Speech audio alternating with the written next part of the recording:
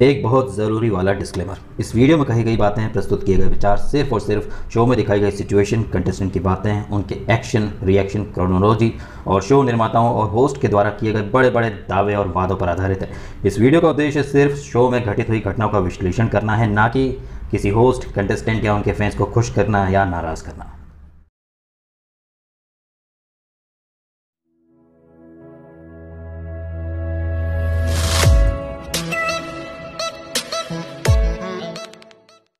नमस्कार, मैं हूं दीपक और आप देख रहे हैं DSK talks. I am sure ये थंबनेल देखकर आपको काफी ज्यादा मजा आया होगा, वहीं कई लोगों के गुर्दे भी छिल गए हैं। इस थंबनेल में मैंने ये जो 4 लड़कियों की तस्वीरें लगाई हैं, ये है दिव्या, शमिता, रिद्धिमा और फेक नाज। ये जो 3 लड़कियां हैं जो कि बिग बॉस ओटीटी में आई हुई हैं, ये एक नंबर की फेक हैं और कहीं ना कहीं जिस कदर ये खुद को एक्सपोज करती जा रही हैं और इन्हें लग रहा है कि ये बॉडी अच्छी है, लेकिन ये एक्चुअली में खुद को बहुत जबरदस्त फेक साबित कर रही हैं। लेकिन इनका ये फेकनेस और इनका ये जो अतरंगी और झूठा व्यवहार है वो कहीं ना कहीं सरेंडर कर जाता है जब बिग बॉस की हिस्ट्री की सबसे फेक कंटेस्टेंट पहुंच गई कल और बड़ी बड़ी बातें कर रही थी और कनेक्शन की बातें कर रही थी। साथ में चुकला भी था जिसके कनेक्शन, ये जो सिटनाज, एक्चुअली शिटनाज, ये जो हैशटैग है, ये पिछले 2 साल से मेकर्स यूज कर रहे हैं और आप देख लीजिए कि कनेक्शन का फायदा सना को किस कदर मिल रहा है। कलर्स के अडॉप्टेड दामाद बेटी जो है, इन्हें यहां पर लाया गया और ये जो फेक नाज थी, इसने कनेक्शन का एक जो इंपॉर्टेंट पार्ट होता है ना, वो घर वालों को बता दिया कि कनेक्शन बहुत जरूरी होता है, कनेक्शन ही टिकाए रखता है, कनेक्शन से काम मिलता है, क्योंकि सना को सिर्फ कनेक्शन की वजह से ही काम मिल रहे हैं। और आप देख लीजिए कि इतने वेल्ले हैं ये लोग, इनके फैंस इन्हें दिन भर ट्रेंड करते रहते हैं और ये इतनी वेल्ली है कि दिन भर लाइव फीड देखती रहती है। आप ना सब अच्छे हो, आप बहुत अच्छे, मेरे को प्रतीक, राकेश, ओ चलो गिद्दा करो, नेहा गाना गाओ। ये जिस तरह से यहां पर ये फेक नाज अपना वो जो बिग बॉस 13 वाला तेवर था, उसके बाद लोग इससे बहुत प्रॉमिसिंग फेस बोलते हैं, इंस्पायरिंग बोलते हैं, ये बोलते हैं, वो बोलते हैं, जबकि खुद को एकदम इनोसेंट, क्यूट, एकदम बच्ची वाला जो अंदाज होता है ना, वो दिखाने की कोशिश की और वो अभी भी उसी जोन में है। 2 साल हो गए, लेकिन मुझे तो वो फुद्दू फटरीना वैसी की वैसी ही लग रही है, एक नंबर की फेक। जिस तरीके से मेकर्स ने उस फेक फटरीना को इतना ग्लोरीफाई किया, इतना डिफेंड किया और आज तक उसको सपोर्ट कर रहे हैं वो हैशटैग यूज करके, तो बाकी जो कंटेस्टेंट होते हैं ना, उनका पागल होना लाजमी है। तो वो भी वही करते हैं जो वो नहीं है, जैसे कि शमिता शेट्टी, जो कि बिल्कुल भी क्लासी नहीं है, बिल्कुल भी समझदार नहीं है, एक नंबर की डंबो महिला, लेकिन वो खुद को क्लासी बोलती है, इंटेलिजेंट बोलती है। ये सेम चीजें जो कि मैंने शमिता शेट्टी के बारे में बोली, क्लासी, समझदार, सभ्य, ये सारी चीजें दिव्या अग्रवाल और ये रिद्धिमा ये भी दिखा रहे हैं खुद को, लेकिन ये एक्चुअली में ऐसे हैं नहीं। रिद्धिमा तो इतनी पागल हो गई है, मतलब ये टीवी सीरियल की जो एक्ट्रेसेस होती हैं, आप ये देख लीजिए कि किस कदर ये बौखला चुकी है, एकदम जंगली बिल्लियों की तरह लड़ रही हैं और रिद्धिमा को सिर्फ प्रतीक मिलता है। प्रतीक से मुझे याद आया, ये जो प्रतीक का जो स्टैंड है ना, ये फेक फेमिनिज्म और जेंडर बायस्डनेस के ऊपर, ये जो चीजें, इससे कहीं ना कहीं मैं कनेक्ट कर पा रहा हूं, क्योंकि मैं भी इसी तरह की जो पॉइंट्स होते हैं वो हाईलाइट करता हूं। इक्वालिटी की बात मैं भी करता हूं, टिट फॉर टैट, क्योंकि प्रतीक की ही तरह मेरी भी सोच यही है कि जस्ट बिकॉज की सामने एक महिला है तो मैं उसे अननेसेसरली रिस्पेक्ट दूं। रिस्पेक्ट ऐसे ही नहीं दी जाती है, ये कमाई जाती है। आपको रिस्पेक्ट चाहिए तो आप भी दो। लेकिन हमने बिग बॉस के घर में देखा है, बिग बॉस ओटीटी के घर में, कि एक लड़की एक लड़के को मां बहन की गालियां भी दे सकती है, ऊंची आवाज में बात कर सकती है, तेरे बाप की नौकर नहीं हूं, तू कुत्ता है, तू मेरे जूते की नोक के बराबर है, ऐसोल वगैरह दुनिया भर की वो गालियां देती हैं लड़कियां लड़कों को इस बिग बॉस ओटीटी के अंदर। लेकिन लड़का अगर ऊंची आवाज में बात भी कर लेता है तो उसकी अपब्रिंगिंग, मां बाप ने ये संस्कार नहीं सिखाए। देखिए, ये जो फेक फेमिनिज्म का जो चोला है ना, ये बिग बॉस में पिछले आई थिंक 2-3 सालों से, 2-3 सीजन से प्रमोट किया जा रहा है, if I am not wrong. Big boss 12 में श्रीशांत के ऊपर ये टैग लगा था कि वो महिलाओं की इज्जत नहीं करता, लेकिन सुरभि राणा नाम की भी एक सो कॉल्ड महिला थी, लेकिन उस सीजन में जो कंटेस्टेंट हैं और बाहर जो उनके पीआर्स और जो यूट्यूबर्स और जो रिव्यू करने वाले लोग हैं, उनमें से किसी ने नहीं बोला कि सुरभि राणा को भी मर्दों की इज्जत करनी चाहिए। और छोटी छोटी बात के मुद्दे बनाए गए थे, जैसे Sreesanth is a fast bowler, तो एक बॉलर जो होता है वो अपने सलाइवा थूक से बॉल को शाइन करता रहता है और बोर्ड पर एक नाम थूक से मिटा दिया था, उसका भी मुद्दा बना दिया था। उसी तरह छोटी छोटी बातों के मुद्दे बने और महिलाओं की रिस्पेक्ट, ये जो मिस मेवली, बदतमीजी मत करो यार, बदतमीजी मत करो, महिला है, लड़की है, बदतमीजी मत करो यार, माँ बाप ने सिखाया नहीं क्या है। देखिए, मैं अपने रिव्यूज, अपने वीडियोस के थ्रू हमेशा एक बात कहता हूं कि रियलिटी शोज या सिनेमा समाज को कैसे प्रभावित करता है, और बिग बॉस एक ऐसा रियलिटी शो है जहां पर ये फेक फेमिनिज्म को इतना गौरवान्वित किया जाता है, ग्लोरीफाई किया जाता है। फिर लड़कियां जो हमारे रियल जो वर्ल्ड है, सोसाइटी है, समाज है, देश है, शहर है, राज्य हैं, वहां लड़कियां वही चीज करने लगती हैं। बिकॉज नया धूपिया जैसे लोग बोल देते हैं, ओए वो लड़की है, इट्स हर चॉइस। और हमने देखा ही है कि बिग बॉस के पिछले 2-3 सीजन में कैसे फेक फेमिनिज्म का जलवा दिखाया गया। और आप इस चीज को समझें कि ये जो बिग बॉस के जो मेकर्स होते हैं, ये बिग बॉस को चलाते हैं सिर्फ 3-4 महीने के लिए, लेकिन बाकी पूरे साल इनके जो शोज हैं, शक्ति, वो छोटी सरदारनी और अफलातूनी जो सीरियल्स हैं, हर सीरियल की जो टारगेट ऑडियंस होती है वो होती है फीमेल, और ये लोग अपने सीरियल में भी फीमेल कैरेक्टर्स को बहुत ज्यादा स्ट्रॉन्ग दिखाते हैं। तो यहां पर जाहिर सी बात है कि साल भर फिक्शनल शोज चलाने वाला कलर्स, जहां पर महिलाओं को बहुत ज्यादा स्ट्रॉन्ग दिखाया जाता है, ऐसे में ये जो इनका नैरेटिव होता है कि महिलाओं को एकदम सशक्त दिखाना है, स्ट्रॉन्ग दिखाना है, उनकी इज्जत होनी चाहिए, रियलिटी शोज में भी वो कहीं ना कहीं ये एक स्क्रिप्ट का तड़का लगाते हैं जहां पर खाम में महिलाओं की इज्जत या महिलाओं को स्ट्रॉन्ग वुमन का टैग दे दिया जाता है। उन महिलाओं को भी जो कि मिनिमम गारंटी लेकर के आते हैं, उन्हें एक अश्योरिटी रहती है कि वो 10 वीक तक कहीं नहीं जाने वाले, वो नॉमिनेट होंगे तब भी बच जाएंगे, और फिर उनका जो पीआर होता है, देखा आपके वोट ने जिता दिया। और करण जौहर ने, और हमेशा सलमान खान तो कहते हैं कि जो भी होता पब्लिक तय करती है। खुद करण जौहर ने कल कहा था नेहा वसीम को कि ये जनता जनार्दन तय करती है, जनता 1 सेकंड में किसी को राजा बना सकती, किसी को रंग बना सकती है, जनता का पावर, जनता का पावर, सब जनता करती है। मतलब पब्लिक के कंधे पर बंदूक रखकर मेकर्स चलाते हैं।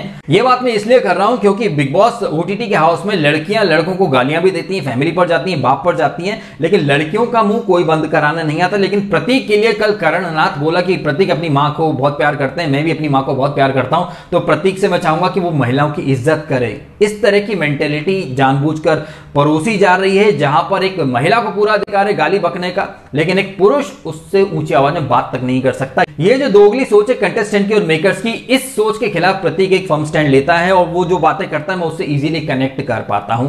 तो यहां पर करण नाथ ने मेकर्स का जो नैरेटिव था वो चलाया। और यहां पर एक बात और आप देखें कि किस कदर होस्ट, जब जैसे घर वालों को टास्क मिलती है वैसे ही होस्ट को भी एक टास्क मिलती है, और होस्ट को इस वीक जो टास्क मिली थी उसके हमें आफ्टर इफेक्ट्स देखने को मिल गए हैं। शमिता शेट्टी को क्लासी बोला गया है तो वो तो चने के झाड़ पर चढ़ गई हैं। दिव्या अग्रवाल पूरे वीक गलत गई है, लेकिन इतनी भी गलत नहीं गई कि उसी को सुनाया जाए। गलत तो शमिता शेट्टी भी थी, लेकिन उनके ब्लंडर्स पर पूरी तरह पर्दा डाल दिया। और जैसे कि दिव्या अग्रवाल ने कहा भी एक टास्क के दौरान कि चाहे करण जौहर हो, चाहे सलमान हो, चाहे भगवान भी हो, दिव्या अग्रवाल किसी की बात नहीं सुनेगी जब तक खुद दिव्या अग्रवाल को ये रियलाइज नहीं हो। तो ये मैडम, ये आपका घमंड है, और ये घमंड शायद आपको इस बात का है कि आपको पता है कि आप कहीं नहीं जाने वाली हो, आपके पास एक कॉन्ट्रैक्ट है, आपने करण जौहर के सामने भी बोल दिया था कि आप ये शो जीत के जाओगी।